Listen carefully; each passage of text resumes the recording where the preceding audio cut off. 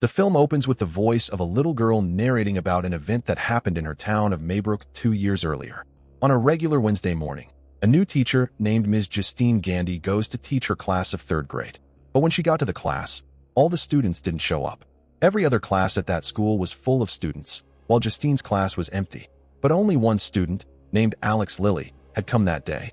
The night before at 2:17 a.m., 17 students from Ms. Justine Gandy's class all woke up, got out of bed, and walked out of their houses and disappeared into the darkness while running with their arms stretched out. Nobody knows where they went or what caused them to all flee their homes all at the same time on the same night. Justine and Alex are interviewed by the police for any knowledge on the students' disappearances, but they don't know anything. Justine, parents of the missing children are gathered at the school for a meeting held by Principal Marcus Miller. Almost everyone has blamed Justine for the disappearances, claiming she said or did something to them that caused them all to leave, even though Justine is just as worried for the kids as everyone else. Marcus does his best to protect Justine from the other parents' wrath since they are calling for her incarceration. Justine copes with her depression by grabbing bottles from the liquor store. She gets anonymous, threatening phone calls from the parents. While she walks back to her car, Justine sees a pickup truck parked in the distance. Later, while she is at home alone, she hears her front doorbell ring. She checks it out through the peephole, but didn't see anyone. But suddenly, someone bangs on her door, startling her. She grabs a pepper spray and goes out in anger. But the street is empty, and she sees that someone has spray-painted "Witch" on the side of her car. The next day at school, Marcus puts Justine on a leave of absence since the parents of the missing children might do something to her. Justine asks to speak to Alex, but Marcus refuses to let her talk with him, saying that the kid has already gone through enough difficulty. It is also noted that Justine has overstepped her boundaries with students in the past, but all she did was give a hug to a crying student or give another one a ride home since his parents didn't show up. She later files a police report for the vandalism and the threatening phone calls. She also meets her ex-boyfriend there, a cop named Paul Morgan. Later that night, Justine meets with Paul at a bar, even though Paul has maintained his sobriety. It is also revealed that Paul is a married man, and he is seeing Justine in secret. Paul is concerned about her drinking habit, but Justine tells him that she doesn't need his concern. Paul tells her that not everyone is after her and that she is being paranoid. They later go back to her place to have sex. The next morning, Justin drives Paul to his home. She asks him how the investigation on the missing kids is going, and Paul tells her that it is the job of detectives. Justine wants to do some digging herself, but Paul tells her to take it easy and leave the investigating to the investigators. Later, after school, Justine sees Alex walking home alone. She follows him to his house and rings the doorbell, but gets no answer. She goes around back, but all the windows are covered. Justine then finds a small opening and looks through it. She sees the house trashed and quiet. Justine is then startled when she sees two people, Mr. and Mrs. Lilly, sitting on the couch very still, so she ends up leaving. Justine calls and reports the weird scene to Marcus, who orders her to stay away from Alex's home because she will be in a lot of trouble if anyone knew she followed Alex home. She then goes to the liquor store, where she is attacked by Paul's wife Donna, who knows that they slept together, so she pours vodka all over Justine until the clerk subdues her. Later that night, Justine has a nightmare that she is walking into her classroom in the middle of the night, and all of her students are sitting at their desks with their heads down. Alex puts his head up and seems to be wearing some kind of creepy clown makeup as he smiles at her. Justine wakes up from her nightmare, but she hears some kind of noise from inside her house. She tries to look, but no one is there. But when she lies back, she is frightened by the appearance of a creepy red-haired woman on her ceiling. The woman then disappears immediately. The next day, Justine follows Alex home again and tries to see if he's okay. He says he is, but when she keeps pressing, he yells at her to stop following him. Justine spends the rest of the day spying on the house until she passes out drunk. During the night, a mysterious woman walks out of the Lilly house holding a pair of scissors and enters Justine's unlocked car to snip off a lock of her hair. Archer Graff is among the concerned parents in Maybrook, as his son Matthew was one of the kids who went missing. He frequently rewatches a Ring camera video of Matthew running out of the house at night and heading in a straight line. Archer also works as a contractor but has been unable to properly deal with issues at his job. Archer goes to speak to Captain Ed Locke at the police station, but they have no new leads or information on the kids' whereabouts. Archer asks why Justine is let go off easy since he is sure she knows what happened to the kids. Ed assures him that Justine is not involved, but Archer says he has done some digging into her past and has found out that she was caught for driving under the influence 2 years ago, and she was let go from her last school for inappropriate behavior with another member of the faculty. Archer says that Justine is a troubled person, but Ed tells him that there is no evidence that shows Justine's involvement. Archer is also among the many parents accusing Justine at the school, and he is the one who was watching her from the pickup truck at the liquor store. He is also later revealed to be the one who vandalized her car. He then goes home and dreams that he is chasing Matthew through the woods, but ends up back at home, seeing a rifle in the sky with 217 on the side. Matthew is back in his room sleeping, and Archer tearfully tells his son he loves him despite not telling him as much in real life. When Archer shines the light on Matthew, he instead sees the same creepy red-haired woman that Justine saw, grinning at him. The next day, while Archer is going out to work, he sees a radio tower on the path that Matthew ran away. He gets back to his home and starts to draw a straight line on a map that Matthew ran away on. Continuing his investigation, Archer visits the home of the Baileys, whose child also vanished. He is met by the mother, Erica.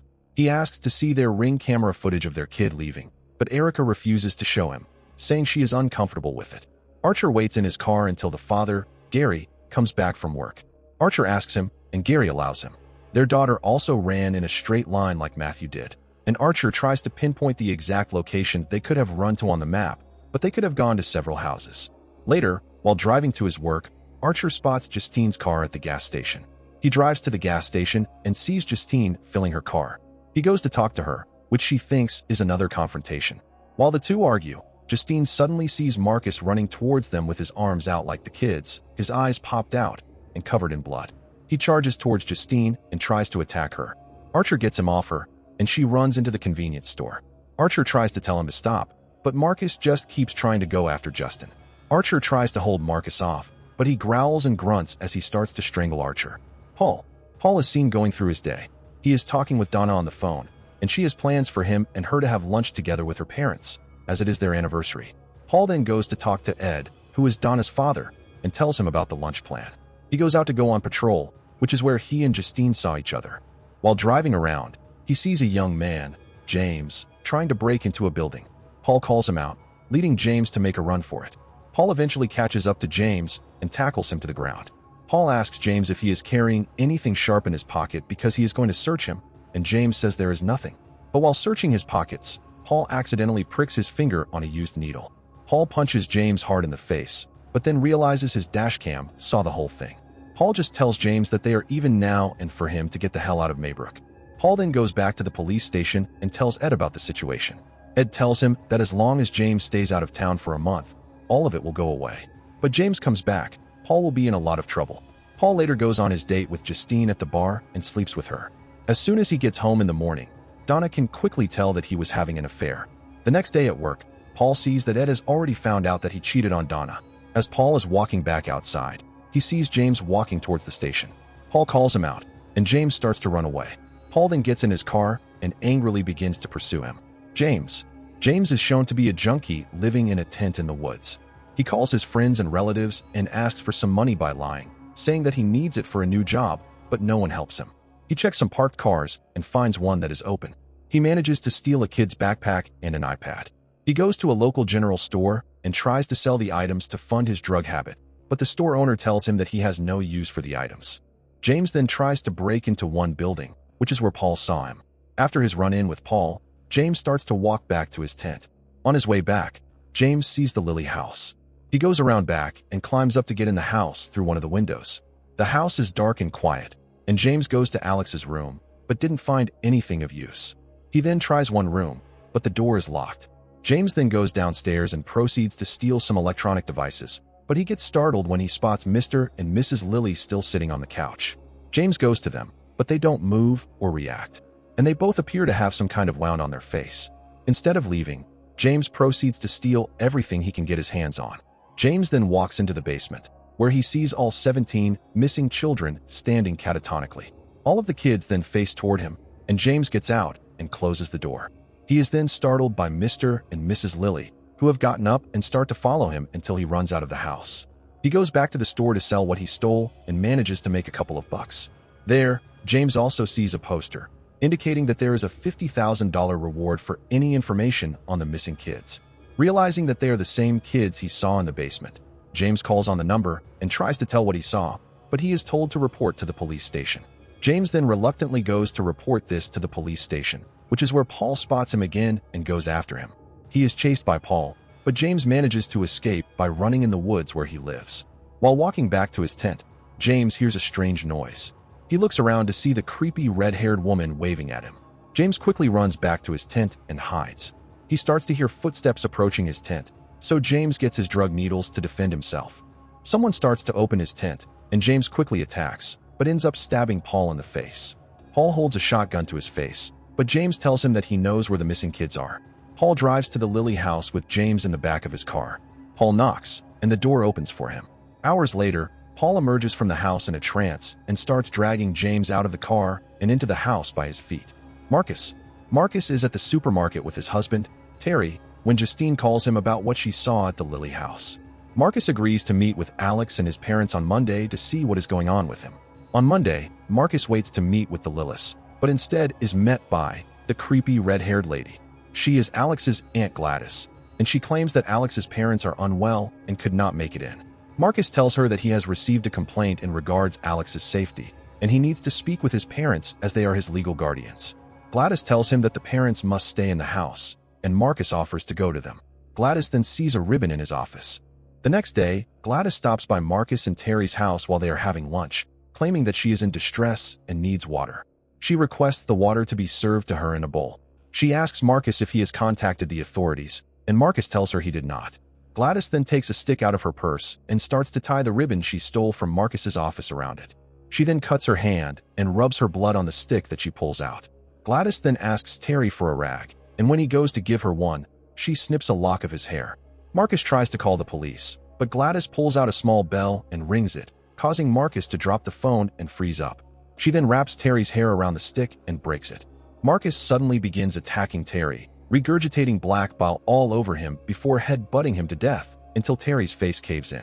Gladys puts the stick in the bowl of water, which makes Marcus seize up. She then wraps the lock of Justine's hair around another stick and breaks it, sending Marcus to kill her. Marcus runs miles with his hands spread out, freaking a bunch of people on the way. He runs into Justine and Archer at the gas station, taking us to the scene where Archer tries to stop him. Marcus escapes Archer and goes after Justine, chasing her into the store until Archer tackles him into the beverage fridge. Justine manages to escape the store and gets into her car, but Marcus keeps coming after her. She drives away as Marcus continues to follow her. Archer gets in his car and chases after Marcus as he runs into the street. Marcus ends up getting run over by another passing car, and his head is messily splattered all over the road. After going to the hospital, Justine and Archer put their differences aside and agree to work together on the case. He shows her the map, where he drew the lines of where Matthew and the Bailey's kid could have ran to. He explains that the way Marcus was running after her was the same way the missing kids were running, and that he is weaponized like a missile locked into her. Justine then recognizes the location as the Lily house. Alex. The film jumps back to some time before the disappearances. Alex is seen as a quiet and lonely kid, and Matthew is his most frequent bully. His parents are seen as friendly and loving, but they tell Alex that Aunt Gladys is staying with them for a while since she is unwell. He peeks into her room and sees that her red hair is a wig, and that she keeps a small tree in her room for the branches that she uses in her rituals. One day, when Alex comes out of school, his parents didn't show up to pick him up, so he walks all the way back to his house alone. When Alex gets home, he finds both of his parents in a catatonic state, while Gladys looks somewhat healthier. He asks Gladys what is wrong with his parents, and she tells him that they are fine, and his mother weirdly speaks to him. Alex spills a glass of water on his father to wake him up, angering Gladys. She tells him to go to bed and says there will be no dinner for him. The next day, Alex comes out of his room to find his parents still sitting at the table. Gladys then invites him to sit at the table. She tells him that nobody must know that she is staying in the house or that his parents are like this. She tries to make him promise not to tell anyone, but Alex just keeps quiet. Gladys then breaks one of her sticks and causes Mr. and Mrs. Lily to start stabbing themselves in the face with forks until she decides to make them stop. Gladys threatens to harm Alex's parents if he tells anybody about what she is doing with them. Alex spends the next days keeping quiet and having to feed his parents regularly. He is also the one who goes to the grocery store for shopping, as Gladys stays in her room. Gladys starts to grow weak again, and she requests that Alex bring an object from each of his classmates so that she can get better and finally leave him and his parents alone. Having no choice, Alex takes the name tags of every student from their personal bins and brings them to Gladys. Gladys tears them up and creates a concoction that summons the children to the Lily house at 2:17 a.m. Afterward, she dresses up Mr. Lily to talk to the police about the kids' disappearance. She lies to the detective and tells them that Mr. Lilly has had a stroke and can't talk. The next day, she makes Alex clean and prepare the house because detectives will soon visit them. She cuts hair and pieces of clothes from the kids and makes them run out of the house. The detectives check on the house and leave after finding nothing. Later, Gladys returns the kids, and Alex is the one who feeds them too. Back in the present, Alex returns from school to find Paul in control of Gladys. He also finds that James is also in a trance. Gladys appears and tells Alex to pack his things as they will leave the next day. Gladys has Mr. and Mrs. Lilly standing behind a salt line across her room that she orders Alex not to step over. Justine and Archer decide to make their way inside the Lilly house, but Justine steps over a salt line and triggers the possessed Paul and James to attack her and Archer. At the same time, Alex steps over the salt line and causes his parents to chase him. Justine peels part of Paul's face with a potato peeler before taking his gun and shooting him dead. Archer fights with James until he ends up in the basement, where the kids are. Justine blows James's brains out and goes to find Alex. Archer tries to find Matthew, but Gladys finds him first, and she takes his necklace. The now possessed Archer goes to attack Justine. Alex locks himself in the bathroom and takes a branch from Gladys' tree. He pricks his finger, smears his blood on it, and wraps a lock of Gladys' hair on it before breaking it. Gladys is watching Archer strangle Justine to death, but realizes something is wrong. Suddenly, all 17 children start stampeding out of the basement and towards Gladys. The evil witch then runs out of the house in a panic, going through the neighbors' houses while the kids scream and break through windows and fences. They finally catch up to Gladys and viciously tear her to pieces. This breaks her spell on Archer and the Lillis. Justine goes upstairs to find Alex hugging both of his parents, while Archer finds Matthew and takes him home. The child narrator's voice is heard saying that Alex's parents were institutionalized, and he is now living with a different aunt who is much kinder. The other children were reunited with their families, and some have started to speak again.